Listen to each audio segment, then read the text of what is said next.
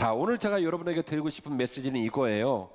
우리는 우리의 영적인 갈릴리로 돌아가야 한다는 거예요. 우리는 우리의 영적인 갈릴리로 돌아가야 할 줄로 믿습니다. 아멘.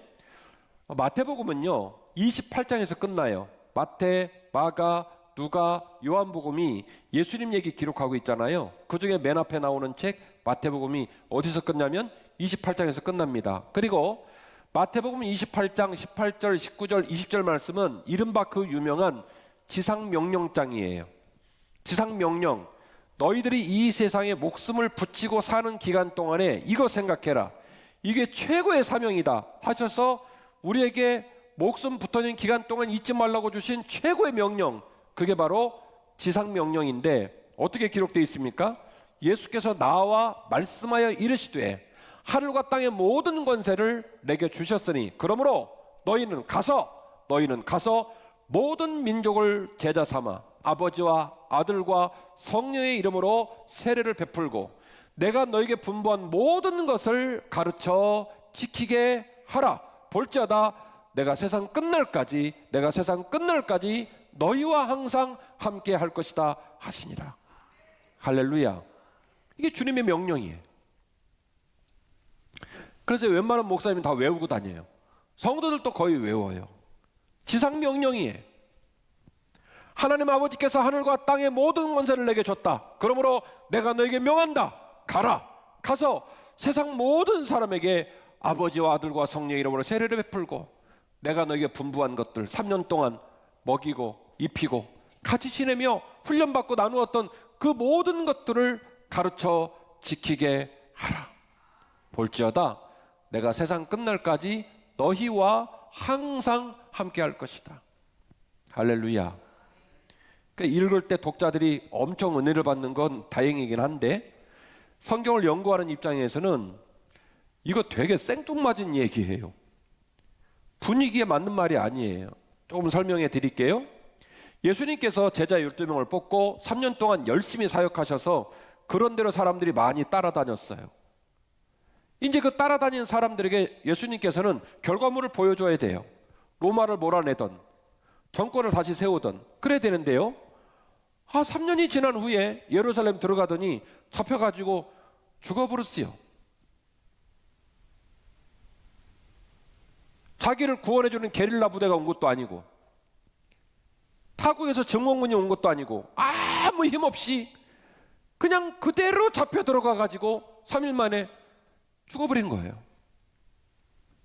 골고다 언덕을 오르고 십자가에 매달려가지고 당시 죄수 중에 가장 잔인하게 죽이는 방법이에요. 아침 9시에서 저녁 오후 3시까지 온몸에 물, 피 다 쏟고 죽었어요. 그래서 어린애들도 알아요. 지나가는 과객도 알아요. 예수라는 사람 죽었대. 뭔가 할 줄 알았더니 미수에 끝쳤대. 아이고 그렇게 비참하게 죽을 줄 알았으면 왜 따라다녔대? 많은 사람들의 빈정거리는 소리를 들으며 예수님은 죽어버렸습니다. 그래서 예수를 따르는 자들은 전부 다락방으로 숨었습니다. 지금 우리 삶으로 재해석을 한다면 청계산으로 도망가고 북한산으로 도망가고 지리산으로 도망가고 굴파고 들어갔어요. 이게 지금 정치적 상황이에요. 예수님 목사님 부활하셨잖아요. 부활하셨죠? 그 예수님을 부활을 본 사람도 빌라도가 간 것도 아니고 헤롯 왕이 보러 간 것도 아니고 죽어도 가겠다고 마음을 먹었던 단단한 믿음을 가진 여인들이 갔습니다. 그 여인들은 예수님의 부활을 기념하러 갔을까요? 아니에요. 이스라엘 민족의 장례법은 우리처럼 시신을 땅에다가 파고 묻지 않습니다. 지상에다가 바위에다가 굴을 파고 지상 위에다가 시신을 수납을 해요. 그리고 뚜껑을 막아놔요. 그러니 얼마나 공기에 노출이 되어서 시신이 부패가 빨리 되겠습니까?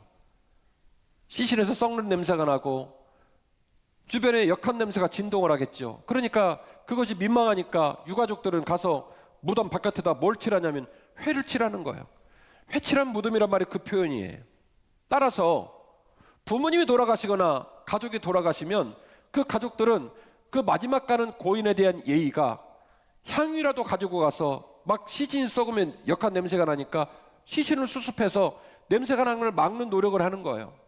그 여인들도 사실은 그립고 사랑하는 주님이 돌아가셔서 그게 너무 민망해서 시신이라도 수습하려고 간 거예요. 그런데 뜻밖에도 주님이 부활하신 걸 본 거죠. 프로테이지로 말하면 5%도 안 됩니다. 나머지 95%는요 베린 거예요. 절단난 거예요. 실패한 거예요. 미수에 그친 거예요. 누가 도대체 예수님에게 주목을 하겠습니까? 이런 상황이 벌어진 겁니다. 그래서 역학적 관계와 정치적 상황으로는 이런 말이 뚝 떨어지는 게 그렇게 이물감이 있지 부드럽게 이해할 수 있는 말은 아니에요. 주께서 나와 말씀하십니다. 내 아버지께서 하늘과 땅의 모든 권세를 줬다. 그러므로 내가 너에게 명한다. 너희는 나아가라. 세계 모든 민족, 너를 만나는 모든 사람들을 아버지와 아들과 성령 이름으로 세례를 베풀어라. 내가 너희의 분반 모든 것을 가르쳐 지켜라. 걱정하지 마라. 내가 세상 끝날까지 너희와 항상 함께 할 것이다. 전혀 상황에 맞지 않는 얘기를 주님은 왜 이렇게 선포하셨고 제자들은 어떻게 이 얘기를 또 아멘으로 받을 수 있었을까? 자, 이거를 좀 생각할 수 있는 이야기, 더 깊은 이야기를 여러분하고 좀 나누려고 해요. 제가 말씀드린 본문이 28장 18절, 19절, 20절 말씀입니다. 그 앞쪽에 우리가 주목해 봐야 될 하나의 지명 이름이 나오는데 16절에 이런 본문이 나와요. 11 제자가 갈릴리에 가서 예수께서 지시하신 산에 갔다. 그랬더니 아니나 다를까 예수님이 거기 계셨다는 거예요. 그래서 거기서 예수님을 배웠고 경배하나 아직도 의심하는 사람들이 있었다. 이런 얘기예요.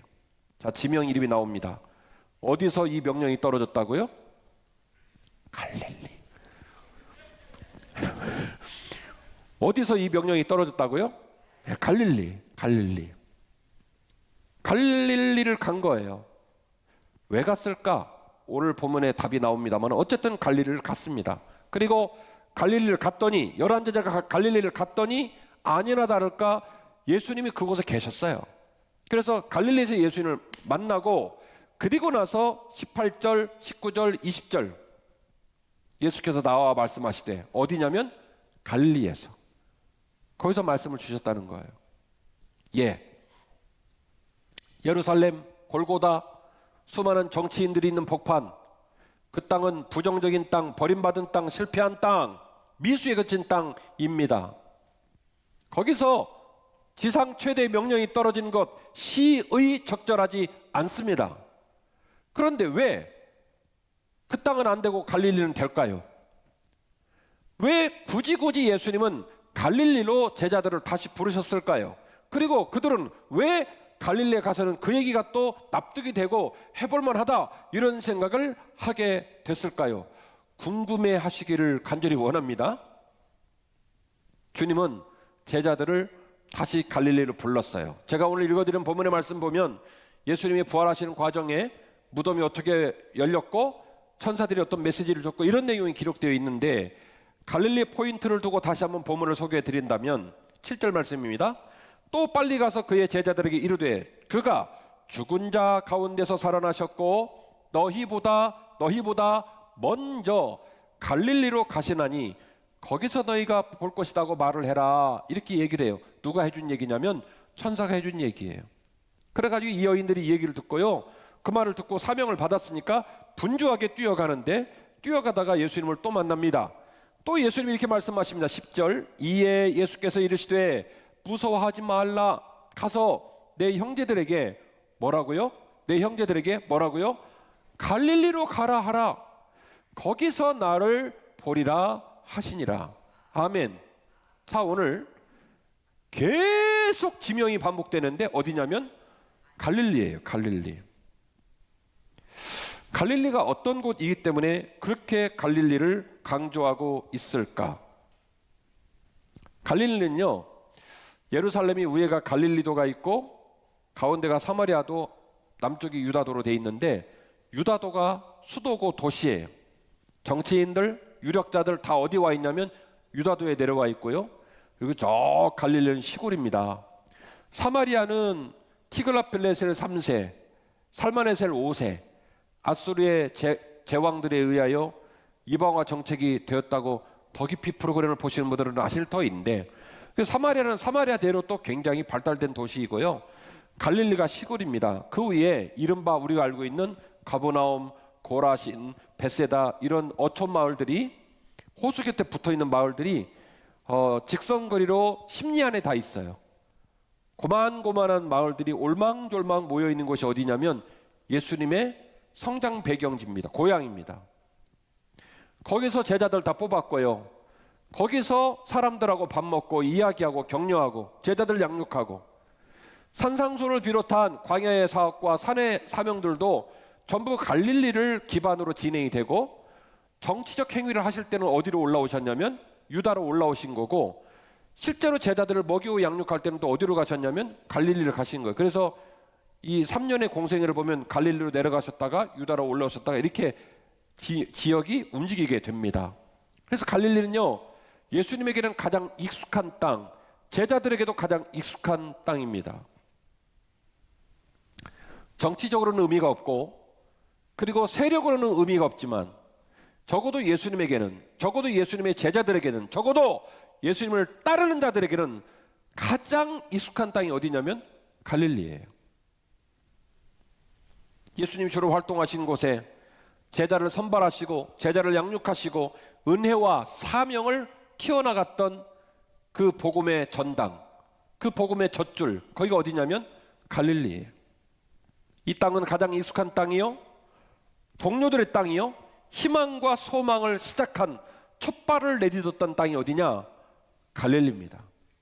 그래서 주님께서 부활을 하시고 제자들에게 말씀하시기를 갈릴리로 가라라고 하는 말은 굉장히 중요한 의미가 담겨져 있는 거예요. 그 땅은 가장 추억이 깃든 땅이고, 가장 믿을 만한 사람들이 있었던 땅이고, 살다가 예루살렘도 오고 직업도 생기고 많은 일에 손대긴 했지만, 그래서 사람들이 지금은 관직으로 알아주고 지금 내가 있는 직업을 알아주지만, 그러나 내 마음에는 그냥 관직 띄고 역학관계 띄고 그냥 존재하는 것만으로도 사랑해주고 이해해주고 행복하고 속 깊은 사랑을 나눌 수 있는 땅이 어디냐면 갈릴리예요. 그래서 여러분에게 제안합니다. 우리도 갈릴리로 돌아가서 다시 위대한 길을 시작해야 될 줄로 믿는 것입니다. 지금은요, 위드 코로나라는 말로 전국에 있는 시민들이 가슴이 설레이고 있어요. 근데 웃긴 건 뭐냐면 코로나 때문에 힘들 때보다 더 혼란스러운 것 같아요. 정부도 경제도 사회도 시민도 막상 위드 코로나가 되니 돌아가야 된다, 뭐 다시 일상이 회복돼야 된다라는 명제는 있지만 무엇부터 시작을 해야 되고 어디로 가야 되고 이걸 또 어떻게 끌어가야 할지 정확히 아는 사람이 없어요. 우왕좌왕 당황스럽게 설레이긴 하지만 심란한 시간들을 보내고 있는 것 같습니다. 지난 2년의 시간은 우리 사회와 개인을 많이 위축시키고, 그리고 일어나곤 싶지만 일어날 수 없었던 막연한 마음으로 힘들어했던 시간들이었습니다. 그리고 이제 우리는 일어나야 합니다.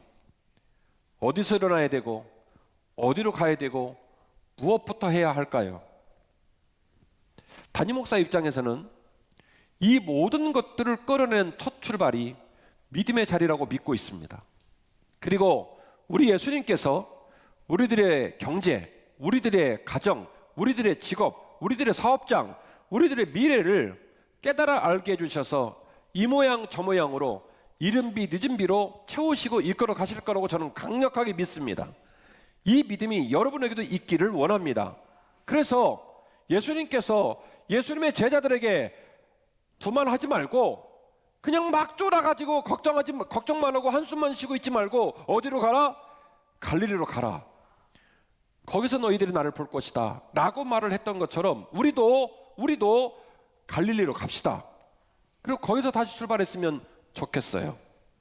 그리고 오늘 본문에 소개한 본문에 등장된 갈릴리라는 단어 말고 또 중요한 단어가 있는데, 하나는 평안이라는 단어고 또 하나는 형제들이라는 단어입니다.